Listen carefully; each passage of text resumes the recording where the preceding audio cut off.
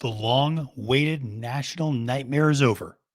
Cave Rock is back on the work tab. That and more on this episode of the Win Play Show.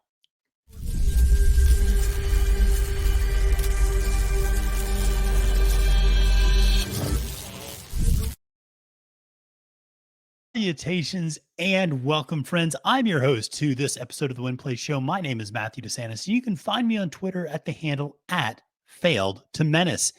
This is a big week, and we here at the Win Play Show have a lot to cover. The Win Play Show, of course, is a program devoted to all aspects of horse racing and handicapping that is proudly part of the Trust the Profits YouTube network. Make sure to subscribe to Trust the Profits here on YouTube. We got so much content for you. I cannot emphasize this enough. If you are a fan of horse racing at all, you really need to be on the Trust the Profits YouTube channel. We got graded stakes previews. We got capping the card. We got doubling down. We got Derby contenders every week, updating those top 25 lists. We have international stakes previews coming up this week, going over to Japan and doing some February stakes preview, the only grade one on the calendar actually over in Japan. So we got a lot of great stuff. If you are, like I said, a fan of horse racing at all, make sure to press that subscribe button. And to keep up with all the things I have going on a daily basis, make sure to follow me on Twitter at the handle at Failed to Menace. Okay, well, let's dive into what is an eventful weekend. We will get to the aforementioned Cave Rock workout here in a little bit. That seemed to shift the axis of horse racing just a little bit, hearing the news that he is back on the work tab. But let's start with recapping what went right over the weekend and how the races over the weekend went. Obviously, 3 Kentucky Derby preps and how that left the Derby picture after that all happened. But also want to give special thanks again to my host on capping the card last week, David Aragona, who helped me cap the Withers Day card. Here's the good news is we gave you 2 very, very, very good long shots to play in First Deputy, who paid out $31 to win, and Cam Duke in the last race, who paid out $13 to win. If you just played those 2, it was a very profitable day. In between, some hits, some misses, some chalky hits. Monroe is a horse that we both really liked in the first race, who got really bet down. Very, very good New York bred, though, who I'm excited to see what Todd Pletcher decides to do next there. And then I was right on with the Withers in terms of hit show winning, but again, not going to give you a lot of money. I think a $4.60 return on a $2 bet, but good to be right in those spots nonetheless. In between, David got you Captivating Cara at a decent price, and that was a horse that just drew away and looked so impressive. But conditions were interesting at Aqueduct on Saturday. The weather was nice, but the track was, it just watching Aqueduct over the winter is tiring to some extent. And I say that because I get tired just watching horses run on the Aqueduct surface over the winter. It just looks like they're running in quicksand all the time. And when they're coming down the stretch, yikes, it's just a war of attrition sometimes. So, that ultimately does, affect obviously the way the track is playing in terms of coming from behind, coming from off the lead, being on the lead, etc., being a little bit favorable. But it was interesting to see. Like I said, we gave you a few winners, definitely missed on a few races as well. But like I said, First Deputy and Cam Duke, that paid for your day right there, those 2, because they returned if you just did a flat $2 win bet on the long shots and the value plays we gave you, that would have paid back about $4.48 on a $2 investment. So more than doubled your money with just 2 hits. That's the beauty of giving out long shots. You don't have to be right often to make your money back and then some. So that was good to see. But let's dive a little bit more into that Withers card. And I mentioned Monroe already, kicking things off, a really nice New York bred. I don't know what the limit is on that horse, but certainly looked very professional in debut for a barn and Todd Pletcher that seems to be heating up and seems to be getting more and more 3-year-old contenders. His name is starting to creep into those Derby contender lists a little bit more. Still plenty of Bob Baffert, still plenty of Brad Cox. But you're getting more and more Todd Pletcher horses, some I'm going to talk about here in a little bit, popping up there. The other maiden race that I thought was really interesting on the card was the one that was really supposed to be a battle between the Brad Cox and Chad Brown first time out entries. And ultimately that one went in a slightly different direction where Toxic Gray, for a slightly lesser known trainer at 15 to 1 on the morning line, Eric Cancella board, there for Toxic Gray, ends up in a really phenomenal stretch battle with Cox's ever so mischievous. I always want to say mischievous, but mischievous. Um, and that was like I said, great stretch drive, and those two just opened up on the Chad Brown first timer. And so ever so mischievous and Toxic Gray, like I said, looked really good. And uh, you can't take anything away from either horse. I mean, ever so mischievous, you would have assumed would have gotten by, but Toxic Gray, man, just dug in and wanted a big price. So credit there to Toxic Gray. Great ride by Concel on Toxic Gray that day. But that was an exciting one. And it's interesting. Ever so mischievous, obviously, so close to victory, and clearly is a very good horse. But one of the things I didn't get a chance to talk about on the capping the card was Brad Cox only winning 10% of debut maiden special weight races at Aqueduct over the last 5 years. He's a trainer who has a ton of first out success in maiden special weight races, but quite frankly, he usually does not bring his best horses up to Aqueduct. And so that's just something to keep in mind. Like I said, he ever so mischievous, very, very good horse, but combination of track conditions, maybe time of the year, and just what caliber of horse Cox is bringing up to Aqueduct plays into that quite a bit. Well, we talked about the way the track was playing at Aqueduct. You want to talk about the way the track was playing at Tampa. That was one where, man, I'm glad we didn't do capping the card at Tampa, because I did have my friend Barry Spears on. We did some stakes previews, gave you a nice price that I'll talk about in a second. But that was one where Tampa was evolving with the day. I feel like how you wanted to handicap that. That was a very speed favoring track. And if you were on the front end, that was the place to be, because if you were sitting back, if you were a little further back in that field, you had no shot at making up distance. And so you really wanted to be on the front end. So early speed was the name of the game there at Tampa. And we saw that in a lot of these races. Barry and I started off hot. And if you watch the Tampa Bay Stakes preview, the Minaret Stakes, we both told you this was the spot to beat Caramel Swirl. That if you're going to beat Caramel Swirl, the Minaret Stakes was the race to do it in. And we both identified Dry Pharos, the number one horse, as the top pick and as the most likely candidate to win. And Dry Pharos goes out and wins at a nice price. Got you a nice winner there in the Minaret Stakes. Caramel Swirl, really disappointing, kind of a disappointing fourth or fifth place finish there. I'm not really sure what's next. I mean, we both were, I think, cautiously optimistic about playing against Caramel Swirl, obviously, in that spot. I thought she would still run better than that. So it's a little concerning. I know Chuck Simon mentioned that her next stop might very well be to the mating barn, and might very well, have a date with one of the top sires.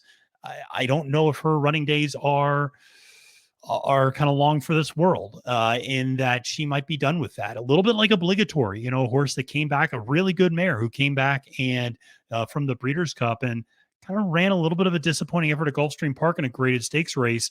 And Caramel Swirl kind of fitting that same bill to some extent. So, like I said, not sure what to make of that effort from Caramel Swirl, but great effort from Dry Pharos. In the Pelican Stakes, a lot of people were interested in this race because of my dad. I joke that my dad loves the horse Paco's Pico, and he does. And shout out to Carson, who is a photographer at the racetrack, and many thanks to her for getting a picture of Paco's Pico and sending it to me and my dad. That meant a lot to him. He really appreciated that, and it was very sweet. And Paco's Pico, though, my dad said this. I'm not going to take credit. My dad goes, that horse ran more like Pico de Gallo. Now, I don't know exactly what that means, but it's not good. And so Paco's Pico did not run particularly well. That was won by Sibelius, who, again, I mean, Barry and I tried to beat this horse, but it's tough. Sibelius was a horse that I had, sometimes you just lose money to horses you try to play against. And Sibelius is becoming one of those horses for me, where every time I go, I think this is a play against him. I like some other horses underneath, and every time Sibelius shows up and runs big. So, Sibelius now won this after winning the grade 3 Mr. Prospector last time out. So seems to be back in very good form after losing the Phoenix earlier or late in 2022. But the big news at Tampa Bay on Saturday was the huge upset of Wonder Wheel. This was the horse that I think Barry and I both, and I think the world kind of thought was kind of a lock. I mean, and she also looked like $1,000,000 in the paddock, coming out. She just looked the part and goes a little bit to the speed favoring track of ultimately Dreaming of Snow for Gerald Bennett and Sammy Camacho. Get out there on the front end, and ultimately Wonder Wheel could not track her down and lost by about a head. And just one of those things. And Cassie, the trainer Mark Cassie of Wonder Wheel seemed to indicate that the horse would be back in good order and everything was fine, and that he still expects really big things from her, and she's still pointed towards some big races moving forward. But obviously a disappointing comeback from that victory in the Breeders' Cup fillies, so juvenile fillies. So we'll see obviously what is next for Wonder Wheel, but Cassie's still very high on her. But huge win for Dreaming of Snow. I think that was a $78 winner. So if you had that one, congrats. The other news from that one is Julia Shining. Julia Shining finished really close up third in that race, and Andy Serling, I think, made the point that he thinks this is the last time Julia Shining will finish behind Wonder Wheel. He thinks that the balance of power is going to shift. I'm not sure if I want to go that far. I hope this ends up being a new version of Clairiere and Malafat to some extent. I hope this ends up being this type of battle between two really great horses, two really great fillies, and eventually mares who are so closely matched. And so I'm hoping that's what we end up getting. I hope it just doesn't become one of the horses kind of consistently outclassing the other and beating the other. But Julia Shining she got away better than before, but she is a horse, man. Whoever rides her is got to be super strong because she is a horse that just demands you ride her constantly. And she needs to be coaxed and encouraged and really pushed the entire way. And that's just maybe the horse she is. I mean, granted, this was coming off of a layoff, but seems like that's just who she is as a horse. And again, not all that dissimilar from her sister, Malafat, who, maybe didn't need to get ridden so hard all the time, but really was a grinder. And that's a little bit of what you see with Julia Shining. She's a grinder, and she doesn't have this kind of dazzling turn of foot when she suddenly turns it on and starts lapping the field, but she just gets it done, and she wears you down, and more distance will be good for her. So like I said, a huge win for Dreaming of Snow, obviously, but Wonder Wheel, Julia Shining, that's the future of the 3-year-old filly division, at least for right now. And there's obviously some other really good fillies in there. Hoosier filly that is going to be running on the Rachel Alexandra undercard, Chop Chop. So there's other very good fillies that are out there. Can't wait to see how they perform this coming weekend. And then in the other Derby prep at Tampa Bay, the Sam F. Davis Litigate really gets the trip. I mean, that's what this boils down to, in my opinion. Litigate broke beautifully from that 11 post, crossed and cleared the entire field before you could say Litigate, and winded up on the rail, ground saving trip, then took back a little bit and kind of sat right up on the second flight and let some long shots go out in front, particularly Zydeco, who was stretching out and was more of a sprint horse.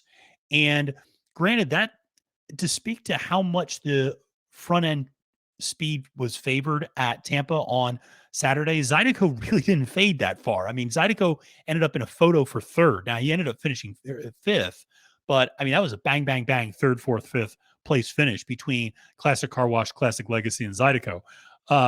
So very close up, could have been third. I mean, so that really speaks to how much that front end speed was holding up. But ultimately, Litigate just, like I said, got the trip and was able to get past Zydeco in the stretch easily. I thought Groveland ran a really great race for second. That was one I know one of our regular commenters here on the Trust the Profits, Mark Palmer, really liked that horse. That was a horse both Barry and I mentioned as well as a horse we really liked. Also underneath, we thought that was a horse that was going to outrun its odds, and it certainly did. And like I said, Litigate kind of got the trip. The problem is, I, I, I don't want to take anything away from Litigate. Horse won the race. But you look at a horse like W&L, who was the winner of the Grade 2 Remsen, making the comeback from the Remsen, although Ed DeRosa from Horse Racing Nation has a great stat that first time back from the Remsen is typically atrocious for a lot of horses. So, that's not always a winning formula in terms of first back from the Remsen. But the interesting thing about this one was W&L got checked up super hard going into the first turn, just got completely cut off and got taken aback and had just a really rough trip. And then you go and look at Prairie Hawk, the inside horse for Safi Joseph, was looking the wrong way at the break and kind of got away a little slow and it didn't have the best trip, kind of made a little bit of a middle move and, around the third turn and then just kind of flattened out coming for home. And then Champion's Dream got eased up and apparently it did not cool off that well. And so that's a horse that's going to get looked at. So, I mean, those were the other three major contenders really to Litigate were Champion's Dream, Prairie Hawk, and W&L. And all three of them, didn't run particularly well, didn't get the right trip. Bad situations happened to each of them. So Litigate wasn't really tested by the best in that field, one could argue. The other thing to mention is Sam F. Davis didn't exactly come out with a lot of bangers last year. That was not a race that was a strong Derby prep. Classic Causeway, of course, coming out of the Sam F. Davis and then the Tampa Bay Derby. Ultimately, that horse ran better on turf eventually, but still, I just don't, I don't know what to make out of this Sam F. Davis quite yet, so I don't want to take too much. Whereas the Withers performance from Hit Show was extraordinarily impressive. And that was one, I kind of glossed over. But when you look at that Withers performance, that was exactly what Hit Show needed. That was a race where Arctic Arrogance, the second choice, was really pressured by Prove right from the get-go. They ran a 48 flat opening half mile, which at the Aqueduct track in the winter is flying. Hit Show doesn't sit that far back, sits 3-4 lengths off the speed, and then makes a move in the stretch and see you later. And then pulls away easily, wins by 5.5. So, I mean, Hit Show was just super impressive. Got a 91 buyer speed figure for that effort. Like I said, that was a really, really strong effort, I thought, from Hit Show and the Withers. Litigate, again, don't want to take anything away from the horse, but there were some things that may have favored him in that particular spot. Well, then Sunday at Tampa Bay, there was also another nice horse, King's Barn. This is another Todd Pletcher horse that I would encourage you to keep an eye on. Interested to see where this one goes next. Made it into our top 25 Kentucky Derby contenders countdown. You can watch here on the Trust the Profits Network. And he's another one, like I said, for Todd Pletcher, 2 for 2 now, won an allowance race super impressively. Nota, who is a horse that scratched from the Sam F. Davis, actually ran in that allowance race the next day against King's Barn and just got blown out by King's Barnes. So King's Barnes is the goods. I think it's a very, very good horse. I know there's some people on our network who really like him a lot. And he is a horse that I think is a fast riser. Look for him at the Tampa Bay Derby, maybe the Florida Derby, depending on how Pletcher wants to space out his horses here in the final stretches of the prep races. But then the other big race on Saturday was, of course, the El Camino Real out of Golden Gate. And that was a wild race. If you did not watch that race, please go back and watch that race. Watch our live reaction to it on the Trust the Profits YouTube network, because it is entertaining. Bob Baffert has 2 horses in this race, the inside horse Gilmore and the outside horse Null Arbor. Now, here's the thing. Null Arbor, the entire day, from the time betting opens to the time with 0 minutes to post, Null Arbor is sitting at 8-1, 9-1 the entire time. They load Null Arbor into the gate. He drops from 8-1 to 9-2. So there's a ton of late money that comes in on Null Arbor. Then when the gates open, Null Arbor looks like he is in a 1,000-yard sprint. I mean, he just flat out flies to the lead and opens up a 10-length lead on the rest of the field. And it's just running. I don't know what race he's running, but he's going, man. I mean, he's trying to win this thing in the front end, I guess, a little bit. But he just went, and it was just unbelievable to watch the way this race played out. because I thought, and I think a lot of people assumed Harson, who was a sprint horse at Golden Gate, who's nice early speed and is a really good sprint horse and was stretching out for the first time. I think most people assumed Harson was going to be forwardly placed. Ultimately, Harson was the one who eventually wrangled in Null Arbor. And all of a sudden, coming in late is Chase the Chaos for Ed Mosier Jr., and Chase the Chaos ends up winning over Bob Baffert's other entry, Gilmore. So there is actually a Kentucky Derby prep race that awards points out in California. And so big win there for Chase the Chaos, who is a synthetic horse and is pointed towards the Jeff Ruby Stakes next. So make sure to check out that Jeff Ruby Stakes at Turfway Park. Of course, that is where Rich Strike came out of that race, third place finish in that race last year. So make sure to check that one out in a couple of months when that comes up. And the other thing to point out that as he won the El Camino Real, Chase the Chaos gets an automatic bid to the Preakness as well. So that is something to keep in mind moving forward. But like I said, that was a wild race to see Null Arbor open up almost like a rabbit in a turf race. You rarely see that on the dirt. And so it's really just wild to watch. And Null Arbor ended up holding on for fifth place. I mean, he didn't completely collapse or anything down the stretch, but like I said, Gilmore and Harson and eventually Chase the Chaos all chased him down. Well, it's taken 20 minutes, but let's get to the workout news because that's what everybody's here for, apparently. Twitter was abuzz on Monday as word broke that Cave Rock, yes, the Bob Baffert horse that finished second at the Breeders' Cup Juvenile, has finally worked out, is back on the work tab. 3.5 month absence. No works for 3.5 months, comes back, works at Santa Anita, 4 furlong work on Monday, goes 47-4. Now, here's what I love about horse racing and fandom, because I'm a fan. I'm a Philadelphia Eagles fan. This weekend was a little rough. We'll talk about that later. But fandom is something you can't help yourself, right? You're a fanatic. That's where the word fan comes from. And I love that the fact Cave Rock works out one time, 47-4. People now go, he's on our Derby. He's our Derby favorite. He's going to win now. You know, easy does it, everybody. Easy does. How about we see how he responds to the first workout? How about we see if he works out a second time regularly? How about we see what barn he ends up in? Because that's got to happen. There's a movie that I always used to love when I was back in college and grad school, Office Space. I think a lot of us of a certain age, that was a very coming of age movie for many of us who were about to enter the workforce and watching Office Space. And there's a character in that movie that talks about the jump to conclusions mat, where you can jump to conclusions. And that's what a lot of people are doing based upon one workout. They are jumping to conclusions. I'm not ready to put Cave Rock in the National Horse Racing Hall of Fame. I'm not ready to give him the bed of roses in the first weekend of May. I need to see how he responds to this workout. I need to see how many more workouts he has. I need to see where he's headed. I need to see what barn he ends up in. And those are all very important factors in determining how effective Cave Rock is going to be on the Derby Trail. Ultimately, I think this horse has one shot to qualify. There's no way they're going to get him ready and transferred in time for a race like the San Felipe in the beginning of March. That's just not going to happen. So really it's the Arkansas Derby or the Santa Anita Derby. And depending on how you run there, you're either in or you're out. And so it's a very high stakes proposition. And then we'll see, like I said, what barn he ends up in. But there's a lot more things going on with Cave Rock than that one workout. That said, it's good to see him back on the work tab.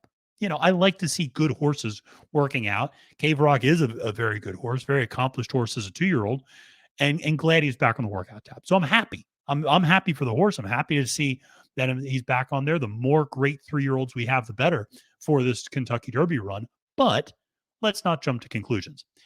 Now, there are some other horses that are working out. I just want to highlight a few. Giant Mischief, who we've not seen since the Springboard Mile, and Verifying, who we've not seen since that very impressive $100,000 allowance optional claimer win at Oaklawn. Those two horses are working out together for Brad Cox, just registered a 59-4, 5 furlong work. They're ready to roll. Speaking of Bob Baffert horses, National Treasure and Reincarnate working out together. 6 furlongs, 111-3. Hello, they can go. National Treasure's been a horse that I like for a while. And I think you keep stretching this horse out. He just keeps getting better. And so I think this horse wants all the distance. I think you get him out to a mile and an eighth, mile and a quarter, even mile and a half. I think that's his preferred distance. Practical Move for Tim Yakteen, just registered at 59-2, 5 furlong work out of Santa Anita. Some very strong works for big Derby contenders. Look for those horses running in the Rebel Stakes, the San Felipe, depending on where they are. Obviously, Giant Mischief verifying more likely for the Rebel, and then the 3 California horses looking like they're all headed to the San Felipe or the Santa Anita Derby. And then the other horse that I wanted to highlight who's not working out so well is Forte. That's right. The juvenile champion and the reigning juvenile champion for this crop is back on the work tab for Todd Pletcher down in South Florida. But I'll be honest. Now, granted, Pletcher does not usually get his horses to run a lot of bullets. He doesn't push them super hard. But it's hard not to be a little concerned about the works. He put in 2 4 furlong works, one of which was a 51-3, which was, I think, one of the slowest out of several horses that day, out of 65 horses. I think he was like 61st or something like that. Then he registered a slightly better 50-2, 4 furlong work. And then he just recently went 103-2 for 5 furlongs. I mean, these are easy works. Now granted, maybe he's really getting hold back. Maybe they're really choking up the reins on him, not letting him go all out. But, for the reigning horse of the year for the juveniles, that is a little concerning, I would just say. And I don't know how much he's going to be cranked up for this Fountain of Youth coming up here in a couple of weeks down at Gulfstream Park. So something to keep in mind. Now, it wouldn't be a week on the Win Play show if we didn't have some Bob Baffert news to share, other than just his horses. And inevitably, we did get some more news as Bob Baffert and his attorneys filed an order for the judge who is deciding whether or not to place an injunction on his suspension from Churchill Downs. They are asking that judge now to recuse themselves from the case due to conflict of interest. Churchill Downs fired back within hours, challenging the recusal. There is still no decision being made yet as the time of this taping. It does not look likely that the judge is going to recuse himself. And I would imagine the decision on the injunction will be handed down here shortly. But remember, Bob Baffert must transfer his horses by February 28th in order for them to be eligible for Kentucky Derby points. He cannot wait until the last second like he did last year. So by February 28th, those horses must be transferred to other barns in order to be eligible for any future Kentucky Derby prep race points eligibility. Okay. And we've already seen one horse get transferred, and that is Harlow Cap, who has transferred to Steve Asmussen's barn and is running in this weekend's Risen Star Stakes. So what do we have coming up this week? Well, we have a lot of things coming up, but one thing I just want to say, very quick look back on. As I mentioned, I'm a huge Philadelphia Eagles fan, huge Philadelphia sports fan in general. Obviously, Super Bowl didn't go the way I wanted, but one of the things that I watched in the Super Bowl was the fact that the turf in the Super Bowl looked atrocious. And I thought to myself, this looks familiar to horse racing fans. This looks like Churchill Downs. I'm so pleased to see that another sport also is unable to grow grass. I've never realized that growing grass is as difficult as it is now, because it grows outside my place beautifully, and I don't do anything. This looks great. I mean, if anybody wants to come and run a race in Northern Virginia, they just run down my street. Great turf course. Churchill Downs, Fairgrounds, Gulfstream Park, the Super Bowl, not so great there. But just wanted to have a little bit of fun there. What do we got coming up this week? Well, we got the Risen Star, and that's going to be the big focus, and just a phenomenal undercard for Fairgrounds. Just a great job putting together the card. You got Tiz the Bomb coming back. You got 2 Emmys. You got some really nice horses coming back. Pioneer Medina. You also have a great optional claimer that is also a Derby prep race. And it's not points for Derby prep, but it's for horses that are looking like they're going to be major Derby contenders. First Defender, who was a first-time winner for Steve Asmussen, is stretching out. Banishing, very impressive, recorded a 90 Beyer speed figure last time. He's going to be running. You got Tappet Shoes. You got a horse like Cagliostro, who I really like, who won last time out, who's running, who's going to be a late runner in that race. Heck, you even got a horse like Dennington for Ken McPeak, who's actually stepping down from Graded Stakes Company to run in that race. So that's a great race on the card, race 8. But you have solid races throughout that card, and obviously highlighted by the 14 horse Grade 2 Risen Star. Make sure to check out the early preview of that race that Colin Sheehan and I have up here on the Trust the Profits channel. We're going to have live reaction and analysis to that Risen Star. Colin's got a great guest, Kevin Kilroy of Fairgrounds, joining him on Doubling Down. I have a great guest, Joe Kristufik, for Capping the Card, also of the Fairgrounds. So we both have great guests who know a lot about that track. So make sure to tune into that coverage later this week. Final thing, just wanted to wish everybody a happy Valentine's Day. Hope everybody's having a nice week. And also wanted to let you know that we will be dropping a late pick 5 preview of the February stakes taking place in Tokyo. That's right. Myself and Caitlin Free, and many people know her from Turfway Park, Churchill Downs. Caitlin's going to be joining me, and Alex Henry, who, if you're on Twitter, knows a ton about Japanese horse racing. Those two are going to be joining me. We're going to be doing a February stakes preview. And you might say, Matthew, I don't know any of these horses over in Japan. Nonsense. Cheryl Spate. That's right. The United States' own Cheryl Spate has shipped over and is running in that Grade 1 February stakes. So listen, you know at least one horse. And I just think Japanese racing is a lot of fun. One of the things we try to do on this channel is branch out and try new things. So if you're interested in international racing, make sure to check that video out. We'll have that dropping later in the week. Well, until next time, friends, my name is Matthew DeSantis. You can find me on Twitter at the handle @FailedToMenace. And I wish you a great and prosperous day at the races, and remind you that it's now post time.